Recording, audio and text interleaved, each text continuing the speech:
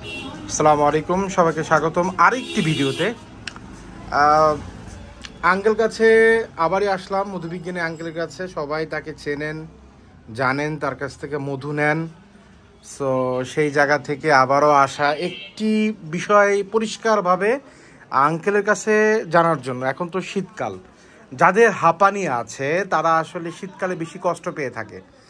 অনেক লোক আছে যারা হাঁপানি অসংখ্য ওষুধ ব্যবহার করে, অনেক ডাক্তার দেখায়, অনেক বিদেশি চিকিৎসা করে, কিন্তু হাঁপানি ভালো হয় না। সবার সিমটম এক না, হয়তোবা সামান্য মেডিসিনি ওষুধ খেয়ে হাঁপানি ভালো হচ্ছে। কিন্তু আজকে আমরা জানবো এই হাঁপানি রোগের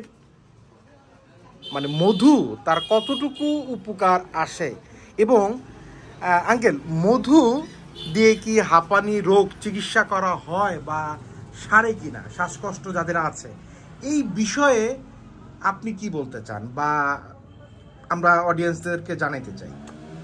জি, খুব বড় একটা প্রশ্ন এবং বড় একটা সমস্যা, যার কোনো ওষুধ নাই, যার কোনো প্রচেষ্টা নাই, যার কোনো গতি পাওয়া যায় না চিকিৎসা শাস্ত্রে। কিন্তু আল্লাহ তাআলা মধুকে বলে দিয়েছে তোমাদের জন্য শেফা। তাদের জন্য বড় পরিমাণ যারা চিন্তা করে, তাহলে মধুটা নিয়ে আমাদের চিন্তা করতে হবে। এই ক্ষেত্রে এই মধুটাকে কিভাবে ব্যবহার করলে ভালো থাকবেন তা করতে হবে। তো আমরা মুখ দিয়েই সাধারণত মধু খাই, কিন্তু এর ক্ষেত্রে খেতে হবে নাক দিয়ে। কেমন? নাকের ভিতরে ভাপ নিতে হবে মধুর। আপনার রোগ ফুসফুসে লক্ষ লক্ষ ছিদ্রের মধ্যে ঢুকাইতে হবে মধু। সেটা নাকে 1 গ্লাস মধুর মধ্যে 1 গ্লাস গরম পানির মধ্যে উষ্ণ কিছু মধু দিয়ে দিলেন, 5-6 ফোঁটা কালিজিরার তেল দিলেন।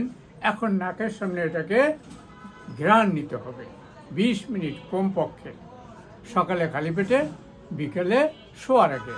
এইভাবে আপনি 15 দিন করলেই টের পাবেন যে আপনার হাঁপানি বেশ আরাম পাচ্ছেন, এবং 2 মাস করলে আপনি বেশ আরাম পাবেন।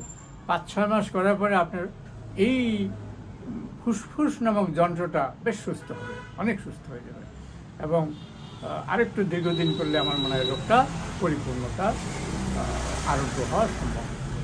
তো এরকম কয়েকজন আমার কাছ থেকে নিয়েছে এবং তারা ভালো ফল, আলহামদুলিল্লাহ ভালো। আলহামদুলিল্লাহ। কিভাবে খাবে এটা তাহলে, যারা হাঁপানি বা কিভাবে খাবে, যারা নর্মালি মধু খায় তাদের খাবার, আর হচ্ছে যার হাঁপানি আছে, এই দুজনের খাবার কি ডিফারেন্ট, বা তারা কি আলাদাভাবে খাবে? বা ওই আগেই বললাম নাক দিয়ে খাবে, অর্থাৎ নাক দিয়ে ভাপ নেবে। এই ভাপের সঙ্গে মধুর জিনিসটা আপনার ফুসফুসে ঢুকে গেল, এবং ভাপ নেওয়ার পরে 5 সেকেন্ড 10 সেকেন্ড দমটাকে বন্ধ রাখবেন, আবার ছাড়বে, ফলে মধু এবং কালিজিরার আবরণ ওখানে ঢুকে গেল। সেটা ঠিক আছে, কিন্তু খাওয়ার আপনি মাধ্যমটা বললেন, কিন্তু এটা কি দিনে একবার খাবে? 2 বার খাবে, সকালে খালি পেটে একবার, বিকালে শোয়ার আগে একবার। বুঝতে পারছি। এবং এই মধু ভাপ নেওয়ার পরে এই পানিটা আবার খেয়ে ফেলবে। এভাবে যদি ইনশাল্লাহ মধু খায় 4-6 মাস করে, 5-6 মাস, 5-6 মাস করে, তো সে পূর্ণাঙ্গ আরোগ্যতা লাভ করা ইনশাল্লাহ। কিন্তু মানুষ সাধারণত 2-1 মাস করেই দেখা যায় হাল ছেড়ে দেয়, আচ্ছা, ভালো হয়ে গেছে।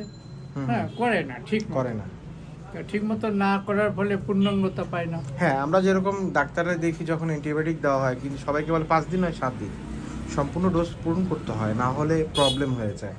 তো মধুটাও হচ্ছে ওরকম, যে খেতে হয় পরিপূর্ণভাবে খেতে হবে, যে পর্যন্ত ভিতর থেকে না হবে, কারণ ভিতরের জিনিস তো বাহ্যিক দিক থেকে আমরা দেখতে পারি না। ফুসফুসটাকে পূর্ণ তাজা করতে হবে, রাইট। তার যে রন্ধ্রটা ব্লক হয়ে আছে সেই রন্ধ্র ক্লিয়ার করবে মধুতে, সেটাকে ছাপ করবে। সেখানে যে চর্বি জাতীয় জিনিসে আটকাই গেছে, ধুলা আটকাই গেছে, ময়লা আটকাই গেছে, কপ আটকাই গেছে, এইগুলাকে এই 2 বেলা ধৌত করার রেজাল্ট হলো সে ফুসফুসটা তাজা হলো।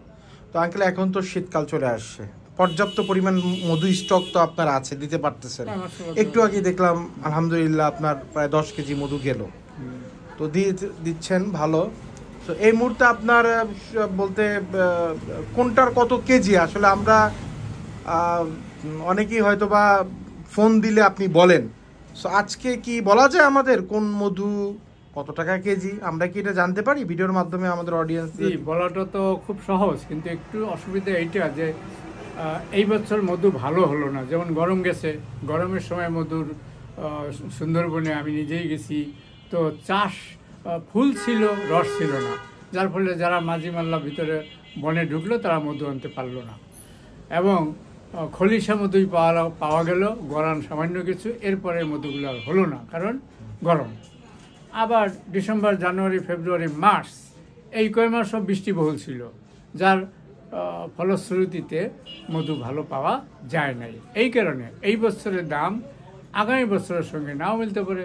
টোটালি এটা স্বাভাবিক, কারণ মানুষের স্বাভাবিক নিত্যদিন গতিতে সবকিছু জিনিসই 5 বাড়ছে। বছর আগে যেই মধু ছিল 500 টাকা বা 400 টাকা ভালো মধু, পাকা মধু, সেই মধু এখন 700-800। ঠিক আছে, তাহলে আমরা এরকম। ওইভাবে না বলি, আমরা আপনারা ফোন দিবেন আঙ্কেল কাছে, কোন মধু চাবেন জিজ্ঞেস করবেন, দাম ইনশাল্লাহ ডেলিভারি পেয়ে যাবেন। আঙ্কেল আপনার অ্যাড্রেসটা, মোবাইল নাম্বারটা যদি একটু বলেন। জি, আমার address Mirpur 10, block B, road number 9, বাড়ি নম্বর 16। এই 16 নম্বর বাড়ির উপরে ইকরা কোরআনুল মাদ্রাসা লেখা আছে। এভাবে আসলে আমাকে পেয়ে যাবেন। Mobile number 01736816100। ওকে, এই ছিল আজকে মানে হাঁপানি নিয়ে আঙ্কেল কাছে জিজ্ঞাসাবাদ। ইনশাল্লাহ আবার কোনো নেক্সটে কোনো কিছু জানার জন্য আবার হয়তো বা আঙ্কেল কাছে আসবো। সো সে পর্যন্ত ভালো থাকবেন এবং আঙ্কেলের জন্য দোয়া করবেন, আঙ্কেল যেন আমাদের খেদমত করতে পারে। আসলে এটাও তো একটা খেদমত।